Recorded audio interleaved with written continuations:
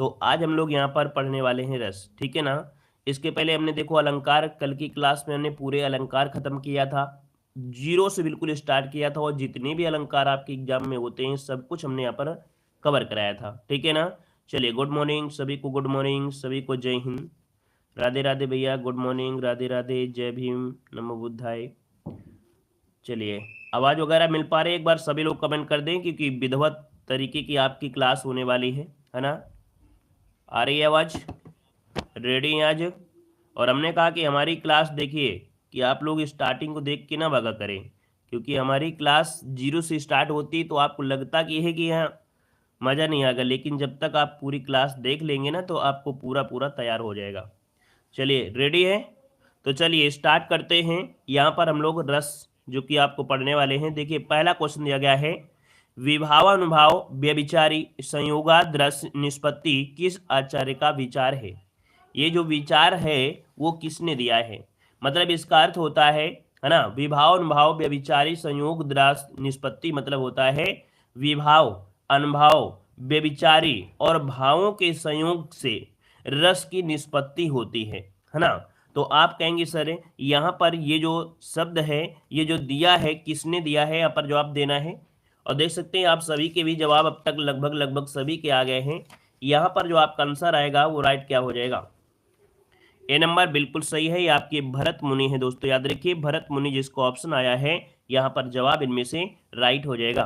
अगला क्वेश्चन आपसे कह रहा है कि वाक्यम रसात्मकम काव्यम किस आचार्य का कथन है। चलिए यहाँ पर बताना है, आपसे कह रहा है वाक्यम रसात्मकम काव्यम किस आचार्य का कथन है।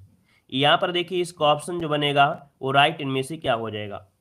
चलिए ये है आपके आचार्य विश्वनाथ के अनुसार, है ना, मतलब वाक्यम रसात्मकम काव्यम अर्थात रस वाक्य या रसात्मक वाक्य को ही काव्य कहते हैं, ठीक है ना। तो यहाँ पर जो आपका आंसर आएगा दूसरे नंबर का ऑप्शन डी हो जाएगा। ये आचार्य विश्वनाथ जी के द्वारा दिया गया है, ये आपका स्टेटमेंट है।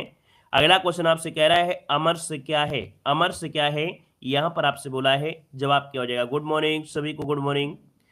चलिए सभी को गुड मॉर्निंग। यहाँ पर देखो अमर से क्या होता है, तो अमर से होता है एक संचारी भाव, है ना। संचारी भाव की संख्या यहाँ पर 33 होती है और हमने अभी आपको पढ़ाया है, अभी आप पूरा वीडियो पढ़ेंगे तो आपको ढेर सारे आपको ऐसे क्वेश्चन आपको मिलेंगे। तो याद रखिए संचारी भाव की संख्या होती है 33 होता है। कभी कभी क्वेश्चन ये पूछ लेता है कविदेव के अनुसार 34वां जो आपका संचारी भाव कौन सा है, तो आप कहेंगे सर 34वां जो आपका है वो कौन है, छल नामक जो आपका संचारी भाव ये 34वां माना जाता है कविदेव के अनुसार, ठीक है ना। अगला क्वेश्चन कह रहा है वीर रस का स्थायी भाव बताइएगा। चलिए यहाँ पर बताना है आपका जो आंसर होगा इनमें से क्या होगा कि वीर रस का जो स्थायी भाव है इनमें से क्या हो जाएगा। चलिए भाई वीडियो को जरूर लाइक कर दीजिएगा ना, जितने लोग यहाँ पर जुड़े हैं वीडियो को लाइक वगैरह सभी लोग तुरंत पहले से ही कर दिया करें, ठीक है ना। देख सकते हैं यहाँ पर जो आपका 4 नंबर है, 4 का ऑप्शन बनेगा, यहाँ पर आपका सी नंबर उत्साह होता है। क्या होता है, उत्साह जी का ऑप्शन है, यहाँ पर सी नंबर है, राइट हो जाएगा। नेक्स्ट क्वेश्चन आपसे कह रहा है कि निम्नलिखित प्रश्न में 4 विकल्प आपको दिए गए हैं, उस सही विकल्प का चयन करना है जो बताता है कि संयोग और वियोग किस रस के आपके रूप हैं। तो संयोग और वियोग किस रस के रूप है, आप कहेंगे सर ऑप्शन बनेगा यहाँ पर ए नंबर, ये श्रृंगार रस के ही क्या है ये पार्ट है, तो ऑप्शन बनेगा बी नंबर, ए नंबर आपका हो जाएगा श्रृंगार रस। अगला क्वेश्चन आपसे कह रहा है कि रस का संबंध किस धातु से माना जाता है।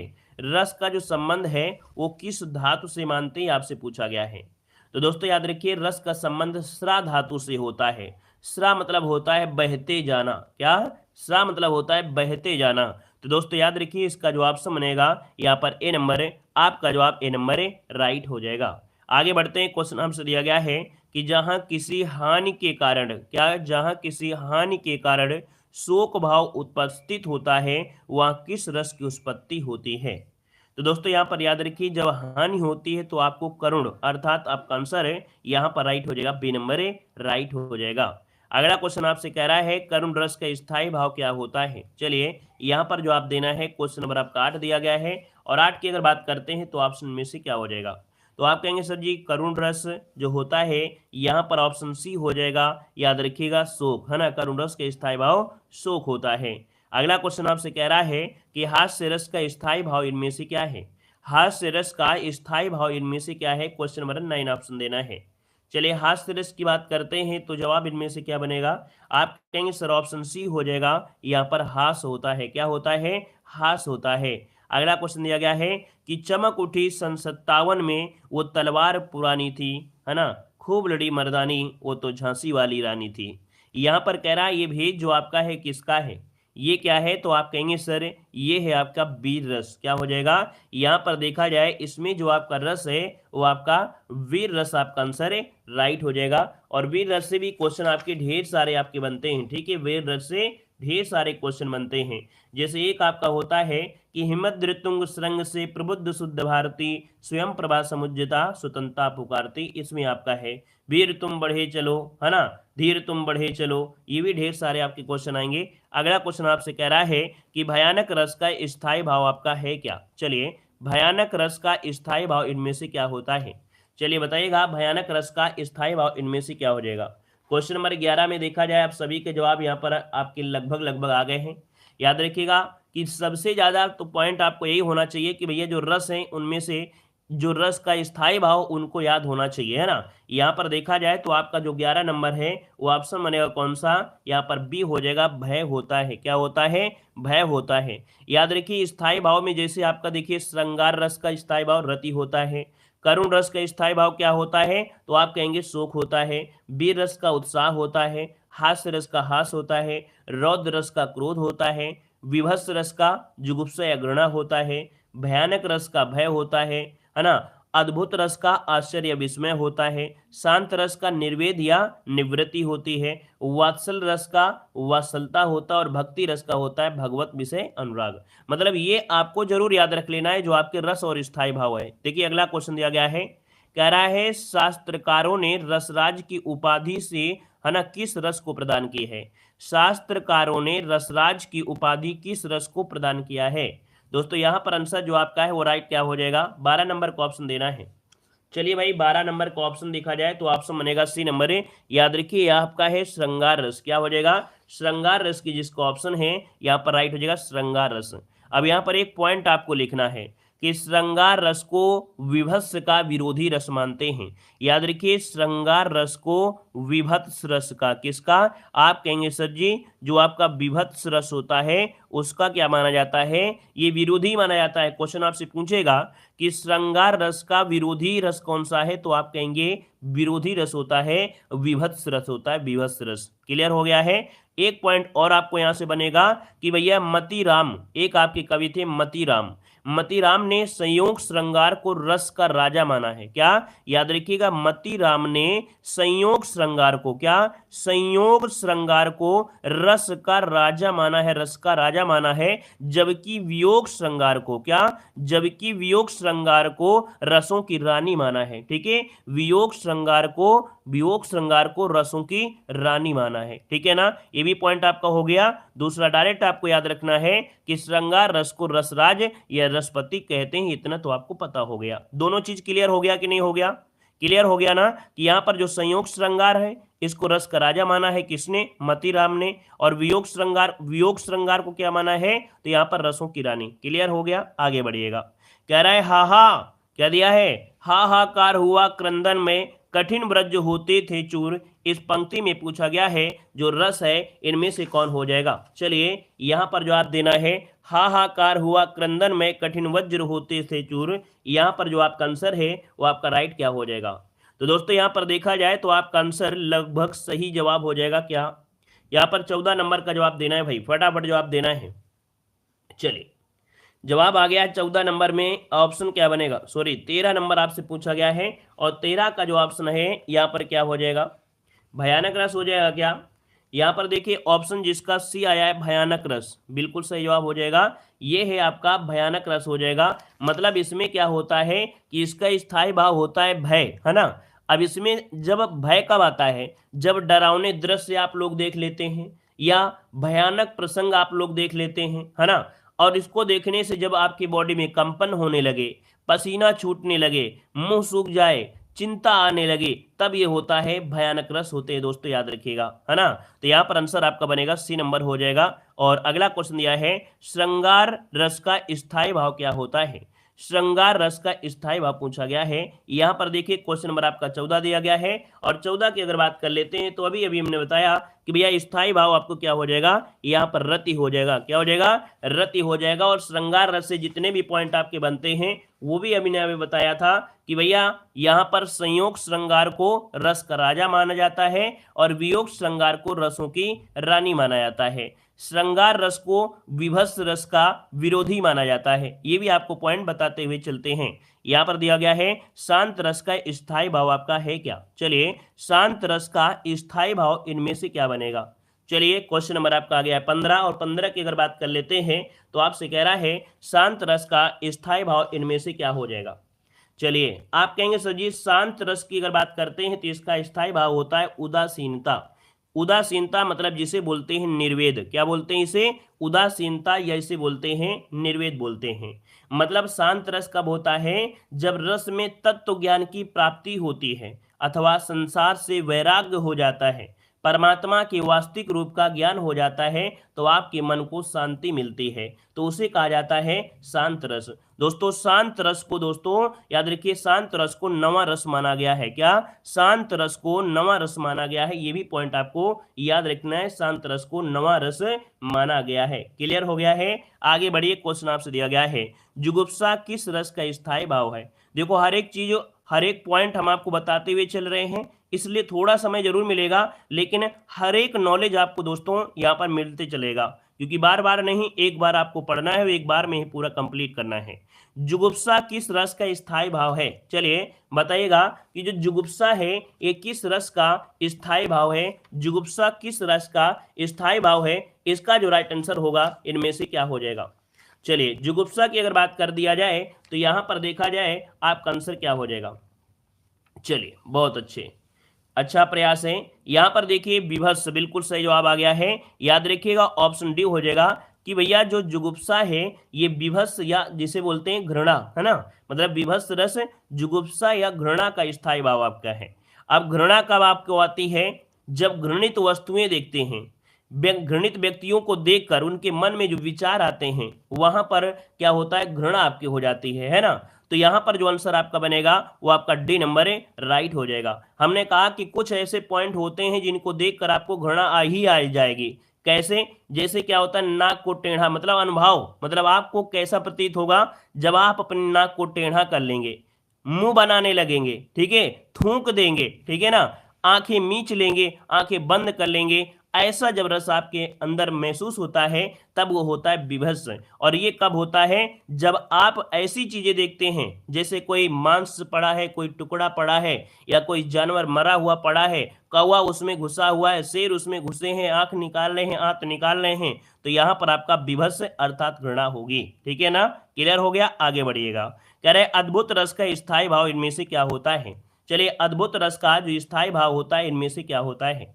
आप कहेंगे सर अद्भुत रस के स्थायी भाव होता है विस्मय या आश्चर्य। क्या? विस्मय या आश्चर्य होता है। दोस्तों याद रखिएगा, मतलब जब व्यक्ति के मन में विचित्र अथवा आश्चर्य वस्तुओं को देखकर जब मन में विस्मय या आश्चर्य उत्पन्न हो जाता है तो ऐसे रस को अद्भुत रस कहा जाता है। इसमें क्या होता है? इसमें आपके आंखों में दोस्तों याद रखिएगा रोमांच, आंसू आना, कांपना, गदगद होना, आंखें फाड़कर देखना, ऐसे भाव जब आपको आते हैं तो आपके अद्भुत रस होते हैं। गंधर्व को अद्भुत रस का देवता मानते हैं। एक पॉइंट याद रखिए क्योंकि ये क्वेश्चन पूछा गया है, यूपीएसआई में क्वेश्चन पूछा गया था। गंधर्व, गंधर्व दोस्तों याद रखिए, गंधर्व को क्या? गंधर्व को अद्भुत रस का, गंधर्व को अद्भुत रस का देवता माना जाता है। याद रखिएगा, ठीक है ना। और यहां पर अगला क्वेश्चन दिया गया है वियोग श्रृंगार की स्थिति नहीं है। वियोग श्रृंगार की स्थिति नहीं है, मिलन है, प्रवास है, पुर्राग है और मान दिया है। क्वेश्चन नंबर 18 दिया है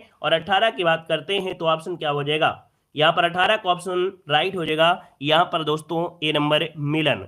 तो भैया मिलन में क्या वियोग हो रहा है क्या? आप कहेंगे सर जी मिलन में वियोग तो नहीं हो रहा है ना, तो यहाँ पर आंसर आपका बनेगा ए नंबर हो जाएगा। अभी एक पॉइंट हमने आपको बताया था कि भैया जो वियोग श्रृंगार है, वियोग श्रृंगार को रसों की रानी कहा है। ठीक है, वियोग श्रृंगार को रसों की रानी कहा है। किसने? आपके मतिराम ने कहा था, मतिराम ने कहा था। वहीं पर जो आपका यहाँ पर कह सकते हैं संयोग श्रृंगार को रस का राजा माना है किसने, आपके मतीराम ने। ठीक है, आगे बढ़िएगा कि किस रस को सभी रसों का अधिपति माना जाता है। चलिए बताइएगा कि किस रस को सभी रसों का अधिपति माना जाता है।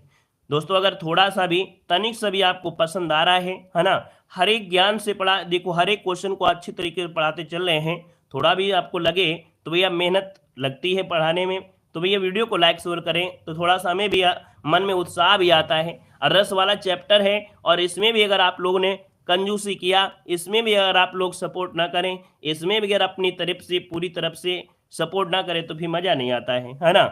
ऐसे चैप्टर भैया जब पढ़ाए जाएं विधिवत तरीके से तो आप लोग पूरा सपोर्ट जरूर करिएगा। देखो किस रस को सभी रसों का अधिपति माना जाता है, यहाँ पर आंसर क्या हो जाएगा। देखिए आपका जवाब इनमें से आ रहा है, ऑप्शन क्या हो जाएगा, श्रृंगार रस से हो जाएगा या वीर रस हो जाएगा। चलिए यहाँ पर देखिए क्वेश्चन नंबर आपका आ गया 19 और 19 का जो ऑप्शन आएगा, हमने अभी ये बताया भी था कि किस रस को सभी रसों का अधिपति मानते हैं। श्रृंगार रस को रसराज या रसपति कहते हैं। अभी हमने बताया था कि श्रृंगार रस को रसराज या रसपति कहा जाता है। दोस्तों याद रखिए, इसको ऑप्शन बनेगा आपका ये नंबर है, राइट हो जाएगा। दोस्तों श्रृंगार रस के अंतर्गत दो रस होते हैं, एक तो वात्सल रस होता है और होता है भक्ति रस होता है। ठीक है ना, याद रखिएगा कि इनकी संख्या 11 हो गई है किंतु मूल रस अभी भी आपके 9 हुए, है ना। तो याद रखिए इसका ऑप्शन आपको ए नंबर है, आपको बताना है। क्लियर हो गया है। और आगे आगे बढ़ते हैं। क्वेश्चन दिया गया है कि वीर तुम बढ़े चढ़ो, धीर तुम बढ़े चलो, सामने पहाड़ हो सिंह की दहाड़ हो, है ना। तो यहाँ पर आप कहेंगे सर यहाँ पर क्वेश्चन नंबर आपका जो 20 है, तो 20 जो ऑप्शन है यहाँ पर आंसर हो जाएगा कौन सा, यहाँ पर वीर रस हो जाएगा। और वीर रस इसमें पूछा गया स्थायी भाव, तो वीर रस के स्थायी भाव होता है क्या, उत्साह होता है। क्या होता है, उत्साह होता है। अब भैया वीर रस कब उत्पन्न होता है, जब युद्ध या कठिन कार्य करने के लिए हृदय में जो उत्साह या भाव जागृत होता है, जैसे आप क्लास में पढ़ रहे होते हैं, आपको मोटिवेट करते हैं कि भैया अगर आपको वर्दी लेना है तो जमकर मेहनत करना पड़ेगा और जमकर मेहनत करेंगे तभी आपको सफलता मिलेगा। और ऐसी स्थिति में आपके मन में जो उत्साह उत्पन्न होता है यही होता है वीर रस होता है। दोस्तों याद रखिएगा, ठीक है ना। और वीर रस के स्थायी भाव होता है क्या, यहाँ पर क्या होता है, उत्साह होता है। दोस्तों याद रखिएगा, क्लियर हो गया है। और यहाँ पर देखो इसके भाव जो उत्पन्न होते हैं, आपकी बॉडी में भाव उत्पन्न होते हैं कैसे, हर्ष, गर्व, उत्सुकता, ये होते हैं वीर रस के पॉइंट। अगला क्वेश्चन है कि साहित्य में रस का क्या अर्थ है। साहित्य में रस का जो अर्थ है वो आपका है क्या, तो आप कहेंगे साहित्य में रस का अर्थ होता है कि साहित्य से मिलने वाली आनंद अनुभूति। क्या होती है, साहित्य से मिलने वाली आनंद अनुभूति। ऑप्शन बनेगा आपका बी नंबर। आगे बढ़िए, क्वेश्चन आपसे अगला पूछा गया है, कह रहा है वीर रस से युक्त काव्य में किस गुण की प्रधानता रहती है। क्वेश्चन आपका आ गया है, यूपीएसआई में क्वेश्चन पूछा गया था कि वीर रस से युक्त काव्य में किस गुण की प्रधानता रहती है। क्वेश्चन नंबर आपका 170 दिया गया है। याद रखिए वही पॉइंट आपके आईएमपी है जो चीज अब हम आपको लिए हैं। पढ़ने को तो बहुत आप पढ़ेंगे, लेकिन हम आपको वो चीज लेके आए हैं जो चीज आपके एग्जाम में पूछी जा सकती है। साथ में प्रीवियस ईयर क्वेश्चन जो आपके पूछे गए हैं उन पर आपका फोकस ज्यादा रहता है। देख सकते हैं यहाँ पर जो क्वेश्चन नंबर आपका 170 है, 170 का ऑप्शन सी हो जाएगा दोस्तों, ओज। याद रखिए वीर रस से युक्त जो काव्य है इसमें जो आपका कह सकते हैं गुण की प्रधानता होती है वो होती ओज। इसको तो आपको डायरेक्ट रट लेना है। यहाँ पर जो ओज हो जाएगा ये वीर रस की क्या हो जाएगी, यहाँ पर प्रधानता होती है। क्लियर है। अगला क्वेश्चन दिया गया है कि उत्साह किस रस का स्थायी भाव है। अब देखो फटाफट सॉल्व करेंगे। कह रहा है उत्साह किस रस का स्थायी भाव है, आप कहेंगे सर ये वीर रस का स्थायी भाव हो जाएगा। नेक्स्ट क्वेश्चन कह रहा है कि हृदय में मूल रूप से विद्यमान रहने वाले भावों को क्या संज्ञा दी जाती है। तो हृदय में मूल रूप से विद्यमान रहने वाले भावों को संज्ञा जो दी जाती है वो होती है क्या, स्थायी भाव। क्या होता है, स्थायी भाव होता है। अगला क्वेश्चन दिया गया है कि करुण रस का स्थायी भाव इनमें से क्या होता है। हमने कहा सर करुण रस के स्थायी भाव क्या होता है, शोक होता है। ऑप्शन बनेगा आपका डी नंबर हो जाएगा। थोड़ा सुपर फास्ट हो जाइएगा, अब आप लोग शक्तिमान बन जाइए। देखिए क्वेश्चन दिया है सात्विक अनुभव कितने प्रकार के होते हैं।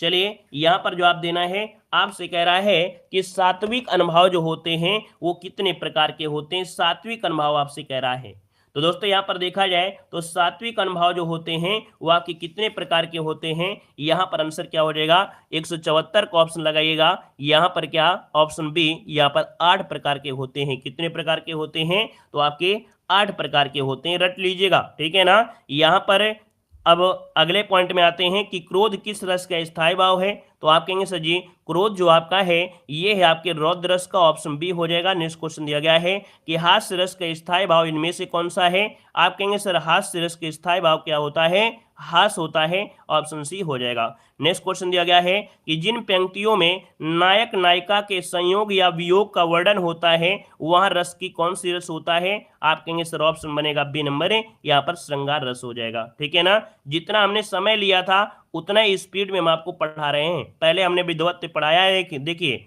अगला है भयानक रस का स्थायी भाव क्या होता है। आप कहेंगे सर जी भयानक रस का जो स्थायी भाव होता है वो होता है भय। क्या होता है, भय होता है। अगला क्वेश्चन दिया गया है कि आचार्य भरत ने रसों की संख्या कितनी मानी है। तो आचार्य भरत ने रसों की संख्या दोस्तों याद रखिए 8 मानी है। इन्होंने शांत रस को नहीं माना है, ठीक है ना। अगला है कि भक्ति रस के प्रतिष्ठापक आचार्य इनमें से कौन है। भक्ति रस के प्रतिष्ठापक आचार्य इनमें से कौन हो जाएंगे दोस्तों, ऑप्शन बनेगा यहाँ पर नंबर, ये है रूप गोस्वामी। कौन है, रूप गोस्वामी, जो कि ऑप्शन है आपका ए नंबर है, राइट हो जाएगा। इसको भी नोट कर लीजिएगा। और जो ना आए तो कसम है आप सभी को, जो क्वेश्चन बिल्कुल नहीं आ रहा है और स्क्रीनशॉट नहीं लेते हैं, कॉपी में नहीं लिखते, तो बेकार है आप लोगों को पढ़ना। कि मतलब जो चीज आ रहा है तो ठीक है, मजे से पढ़ रहे हैं, जो चीज बिल्कुल नया है वो भी आप ना लिखें तो बिल्कुल बेकार है। क्योंकि आए हुए क्वेश्चन आप हैं, यूपीएसआई में आए हुए क्वेश्चन आपके हैं, तो इनका तो स्क्रीनशॉट लेना है, ठीक है ना। बड़ी बड़ी कस्में हैं आपकी अगर ना आप लोग ऐसा करें काम। चलिए अगला क्वेश्चन दिया गया है कि आचार्य भरत ने काव्य दोषों की संख्या कितनी मानी है। चलिए बताइएगा कि आचार्य भरत ने काव्य दोषों की संख्या जो मानी है वो कितनी मानी है। यहां पर ऑप्शन क्या हो जाएगा, तो दोस्तों 181 का जो ऑप्शन बनेगा वो आपका ए हो जाएगा, 10 मानी है। कितनी है, तो आपकी 10 मानी है। यहां पर ऑप्शन बनेगा आपका ए नंबर। अगला क्वेश्चन दिया है, कह रहा है रावण ने राम में क्रोध नामक भाव जगाया। यहां पर आलंबन कौन है, अब समझिएगा। कह रहा है कि रावण ने राम में क्रोध नामक भाव जगाया, आलंबन है कौन, आलंबन कौन है। तो यहां पर जो रावण है, रावण ने ही क्रोध जगाया था। तो याद रखिए इसको ऑप्शन आपको ए नंबर लगाना है। अगला क्वेश्चन दिया गया है कि जो व्यक्ति वस्तु या परिस्थितियां स्थायी भावों को उद्दीपन या जागृत करती हैं उन्हें कौन सी संज्ञा यहां पर दी जाती है। चलिए स्क्रीनशॉट ले लिया करें, बाद में लिख लिया करें, कोई दिक्कत नहीं। हम थोड़ा कहते हैं कि अभी लिखते रहिए, स्क्रीनशॉट ले लिया करिए। देखिए 183 का जो ऑप्शन बनेगा यहाँ पर राइट हो जाएगा, ए नंबर है। याद रखिए विभाव क्या होता है, ये विभाव होता है, ऑप्शन बनेगा यहाँ पर ए नंबर है। अगला है कि आश्रय के चित्त में, क्या दिया है, आश्रय के चित्त में उत्पन्न होने वाले अस्थिर मनोविकारों को कौन सी संज्ञा दी जाती है। तो दोस्तों ये होते हैं संचारी भाव, क्योंकि यहाँ लिखा है अस्थिर मनोविकार। मतलब अस्थिर मतलब होता है कि जो स्थायी भाव होते हैं आपके मन में थोड़ी देर रहते हैं। करुण रस का स्थायी भाव शोक है तो थोड़ी देर रहेगा, ऐसा नहीं कि आप हमेशा शोक में डूबे हैं। कभी कभी हास्य रस होता है तो ऐसा नहीं कि आप हंसते ही रहें, है ना, भांग खा लिया और हंसते रहें, ऐसा तो होता नहीं है। ये कुछ समय आपकी बॉडी में रहते हैं, इसके बाद फिर से आ जाते हैं, लेकिन विद्यमान रहते हैं। ऐसा नहीं कि आपको इंजेक्शन लगाना पड़े, आपकी बॉडी में विद्यमान रहते हैं लेकिन एक्टिव हो जाते हैं दशा के अनुसार। अगला क्वेश्चन दिया गया है, निम्नलिखित में से उद्दीपन का कार्य कौन करता है। उद्दीपन का कार्य जो करता है वो कौन करता है, तो भैया जब यहाँ पर प्रेम पात्र की मधुर वाणी, प्रेम पात्र की मधुर वाणी। अगला है स्थायी भाव उत्पत्ति के कारण को क्या कहते हैं। स्थायी भाव उत्पत्ति के कारण को क्या कहते हैं। 186 नंबर में दो ऑप्शन बनेगा, वो डी हो जाएगा, विभाव। क्या होता है, विभाव होता है। अगला दिया गया है कि रसोत्पत्ति में आश्रय की चेष्टाएं क्या कही जाती हैं। रसोत्पत्ति में आश्रय की चेष्टाएं क्या कही जाती हैं। दोस्तों ऑप्शन बनेगा आपका सी नंबर, ये होते हैं अनुभाव। क्या होते हैं, ये होते अनुभाव। अगला है कि रस के अवयवों की संख्या कितनी है। रस के अवयवों की संख्या कितनी है। आप कहेंगे सर ऑप्शन बनेगा यहाँ पर रस के अवयवों की संख्या है आपकी 4। क्या है, रस के अवयवों की संख्या है 4। यहाँ पर जो आंसर है आपका बी नंबर है, राइट हो जाएगा। अभी ये पॉइंट आपको मिलेगा भी, वैसे हमने आपको पढ़ाया भी है, रस के 4 अवयव होते हैं, ठीक है ना। अगला है कि रिप आतन क्या दिया है, रिप आतन की कुंडली कर जोगनी चबात पीवे ही पापी मनो जुबत जलेबी खात। यहाँ जो रस है वो कौन सा रस है? तो दोस्तों यहाँ पर देखो रिप मतलब होता है खून, है ना, यहाँ पर आते दिया गया है ना, चबात दिया गया है। तो आप कहेंगे सर जी ये तो मांस वाला काम है, मांसाहारी वालों का काम है। तो भैया यहाँ पर आप कहेंगे सर ये है आपका बीभत्स रस। ऑप्शन बनेगा आपका डी नंबर। अगला क्वेश्चन है कि करुण रस के देवता इनमें से कौन है? चलिए बताइएगा कि करुण रस के देवता इनमें से कौन है? आप कहेंगे सर करुण रस के देवता आपके यम हैं। कौन? करुण रस के देवता यम है। क्वेश्चन नोट कर लीजिएगा, पहली बार पढ़ रहे हैं जरूर नोट कर लीजिएगा कि करुण रस के देवता इनमें से कौन है, तो आपके यम हो जाएंगे। अगला है विभाव के दो प्रकार होते हैं। कौन है? तो विभाव के दो प्रकार होते हैं, एक आलंबन विभाव और दूसरा होता है उद्दीपन विभाव होता है। क्लियर है? 187 में क्या दिक्कत था भाई? 187 में सी नंबर बताया तो था, सो गए थे क्या? ये छोड़ दिया था हमने। रसोत्पत्ति में आश्रय की चेष्टाएं आपका अनुभव बताया तो था। यहाँ पर देखिए अगला क्वेश्चन आपका आ गया है, कह रहा है यहाँ पर क्वेश्चन है अद्भुत रस के देवता इनमें से किसे मानते हैं? चलिए अद्भुत रस का देवता इनमें से किसे मानते हैं? तो अद्भुत रस का देवता है आपके गंधर्व। कौन है? गंधर्व। नोट कर लीजिएगा कि अद्भुत रस के देवता जो आपके हैं गंधर्व हैं। जैसे करुण रस के कौन थे? यम थे। वैसे यहाँ पर गंधर्व जो आपके हैं वो अद्भुत रस के देवता हैं। अगला है इनमें से किसे उज्ज्वल रस या मधुर रस भी कहते हैं? इनमें से किसे उज्ज्वल रस या मधुर रस भी कहते हैं? यहाँ पर देखिए ऑप्शन क्या हो जाएगा। तो भैया याद रखिए ये 193 का ऑप्शन बनेगा ए और बी, अर्थात भक्ति और जो श्रृंगार है, भक्ति और श्रृंगार दोनों को ही उज्ज्वल रस या मधुर रस कहते हैं, याद रखिएगा। अगला है श्रृंगार रस का स्थायी भाव इनमें से क्या होता है? श्रृंगार रस का स्थायी भाव होता है क्या? रत या प्रेम होता है। अगला क्वेश्चन दिया गया है इनमें से वीर रस के कवि आपके कौन हैं? इनमें से वीर रस की कवि जो आपके हैं इनमें से कौन हो जाएंगे? दोस्तों वीर रस के कवियों में याद रखिए रामधारी सिंह दिनकर, ऑप्शन बी है रामधारी सिंह दिनकर, ये वीर रस के कवि हैं, ऑप्शन बी बनेगा।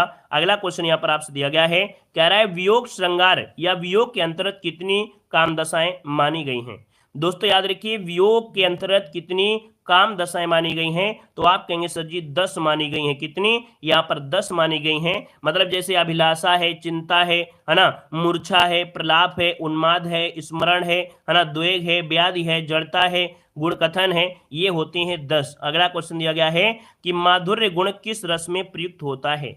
माधुर्य गुण जो होता है ये किस रस में प्रयुक्त होता है? यहाँ पर देखिए आपका जो आंसर बनेगा वो आपका बी और डी। बी और डी मतलब हो गया यहाँ पर आपके शांत रस में होता है और आपके श्रृंगार रस में होता है, और शांत रस में जो माधुर्य गुण होता है वो श्रृंगार रस में होता है और आपके शांत रस में होता है। हमने कहा था वीर रस में होता है ओज, है ना, कौन होता है? ओज होता है। तो दोनों चीज याद रखिएगा। अगला क्वेश्चन दिया गया है स्थायी भाव के उद्बोधन क्या है? स्थायी भाव के उद्बोधन के कारणों को क्या कहते हैं? स्थायी भाव याद रखिए इसे बोलते हैं विभाव। क्या बोलते हैं? विभाव। अगला है अद्भुत रस का स्थायी भाव इनमें से क्या है? अद्भुत रस का स्थायी भाव क्या होता है? आप कहेंगे सर विस्मय होता है। अगला क्वेश्चन दिया गया है कि आलंबन तथा उद्दीपन के द्वारा आश्रय के हृदय में स्थायी भाव जागृत या उद्दीप्त होने पर आश्रय में जो चेष्टाएं होती हैं उन्हें क्या संज्ञा दी जाती है? बताइएगा। देखो वर्तमान में ज्यादा उदाहरण नहीं पूछे जाते हैं, ठीक है, वर्तमान पेपर में ज्यादा उदाहरण नहीं पूछे जाते हैं, इधर उधर की चीजें ज्यादा पूछी जाती हैं, जो चखना होता है वो ज्यादा पूछे जाता है, ठीक है, खाना कोई नहीं ज्यादा खाता है, आजकल सब फिंगर वगैरह चलता है, वैसे ये भी है, उदाहरण ज्यादा नहीं होंगे, आपको जो इधर उधर की चीजें हैं वो ज्यादा होती हैं। देखिए ऑप्शन क्या बनेगा, यहाँ पर आपका जवाब हो जाएगा ए नंबर है अनुभाव। क्या हो जाएगा कि भैया आलंबन तथा उद्दीपन के द्वारा आश्रय के हृदय में स्थायी भाव जागृत उद्दीप्त होने पर आश्रय में जो चेष्टाएं होती है उन्हें यहाँ पर क्या संज्ञा है? अनुभाव हो जाएगा। क्लियर है? चलिए अगला क्वेश्चन यहाँ पर आपसे कह रहा है कि विस्मय स्थायी भाव किस रस में होता है? विस्मय स्थायी भाव किस रस में होता है? आप कहेंगे सर ऑप्शन बनेगा यहाँ पर डी नंबर है अद्भुत रस। क्या हो जाएगा? अद्भुत रस हो जाएगा। क्लियर है? अगला क्वेश्चन यहाँ पर आपसे कह रहा है जब ते इतते घनश्याम सुजान अचानक ही बलसंग सिधारे कर पै मुख चंद धरे सजनी चित सोचती है तू कहाँ मन मारे। प्रयुक्त पंक्ति में किस संचारी भाव का उल्लेख किया गया है? कौन से संचारी भाव का उल्लेख किया गया है, यहाँ पर बताना है। तो दोस्तों यहाँ पर एक शब्द दिया गया था कहीं पर, कह रहा है कि कर पै मुख चंद धरे सजनी चित सोचती, क्या दिया है, चित सोचती दिया गया है। चित मतलब हो गया स्मृति, यहाँ पर ऑप्शन बनेगा बी नंबर स्मृति हो जाएगा। अगला क्वेश्चन दिया गया है कि इनमें से विभत्स रस का स्थायी भाव क्या होता है। विभत्स रस का स्थायी भाव क्या होता है, यहाँ पर जुगुप्सा, जो कि ऑप्शन बनेगा आपका बी नंबर। अगला है जिन पंक्तियों में नायक नायिका का मिलन होता है वहां पर कौन सा रस होता है, कौन सा, तो आप कहेंगे सर ऑप्शन बनेगा यहाँ पर बी नंबर, ये होता है संयोग होता है। स्थायी भावों को अनुभूति के योग्य कौन बनाता है, स्थायी भावों को अनुभूति के योग्य कौन बनाता है, अनुभूति के योग्य जो बनाता है वो होता है विभाव। कौन होता है, विभाव होता है। अगला है संचारी भावों की संख्या कितनी है, संचारी भावों की संख्या कितनी है, आपका आंसर क्या हो जाएगा, तो हमने कहा था सर जी 33 होती हैं, है ना। ये भी बताया था कि 34वां नंबर का जो स्थायी भाव होता है वो आपका छल होता है, छल, जो कि कविदेव के अनुसार आपका है।